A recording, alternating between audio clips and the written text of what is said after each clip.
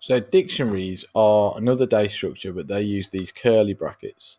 So in a dictionary is made up of keys and data.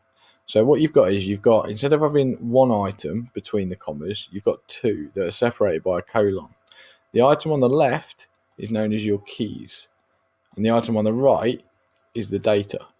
So what you can do is you can refer to data by their key.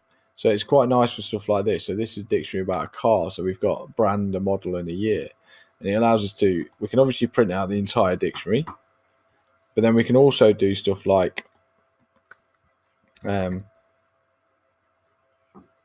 we could print out a specific item. So we could say print out the model.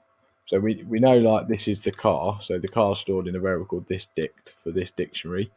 But we could print out just the model. So we use the key, the model, to access the string of Mustang. Okay, so if we do like that, and you can see it's found the model within this data structure and it's printed it out for us. Okay, we can do the same sort of thing as by, instead of referencing it in the indexing square brackets, we can do .get as well, which is, let's just delete that, sorry, it's just because I'm doing some copy and pasting, save typing loads.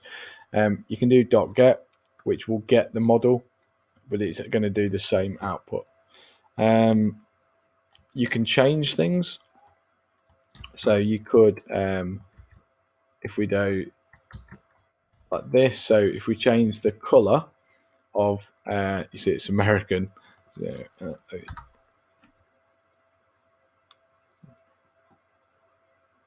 If we do this color equals red, when we run it, what we've done is we've added the color to red.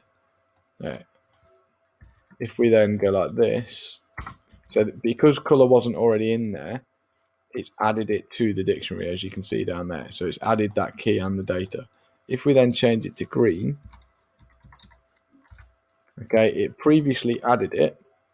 So what it's done now is it's overwritten it. So the color was previously added as red, but then this line of code underneath will find what was red and then change it to green. So you can see when you actually print it out, it's now green. All right, so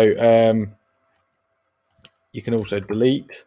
So if I delete the model, when I run it and I print out the dictionary, you can see it's only got the two items in, the brand and the year, because I've deleted based on the key. And obviously we've just done changing the value.